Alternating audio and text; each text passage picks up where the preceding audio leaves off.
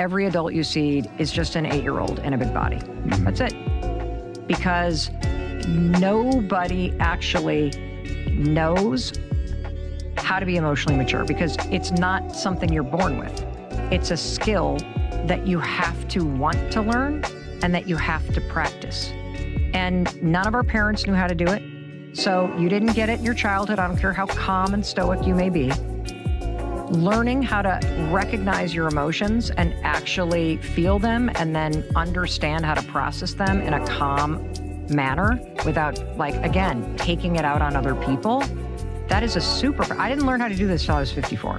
Who wants to do that when I can just point fingers and talk shit about people? You can, and then you're gonna die of a heart attack because you're chronically stressed out, and you're gonna feel powerless in a world where you actually have a lot of power, and you're gonna miss out on a lot of your life because you have put all of the power over there, which is why it's pissing you off and why you're frustrated. And so I think that this has, in terms of the emotional immaturity, looking at somebody that's 8 years old, especially somebody that has like very challenging behavior, what happens is you don't fear people. You actually feel a level of compassion for them. Like if you look at somebody who is passive aggressive, that's a child who pouts. If you look at somebody in your family that gives you the silent treatment, which is very common in our parents' generation, you just stop talking, you punish the person by removing yourself, and then 2 days later you pretend like nothing ever happened.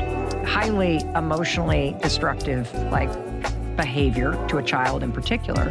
But if you have an adult in your life that ghosts you or that gives you the silent treatment, that is punishing you because they can't have a conversation that's a little difficult, or they're having emotions like disappointment or anger or frustration, and they have to punish you, that's an 8-year-old.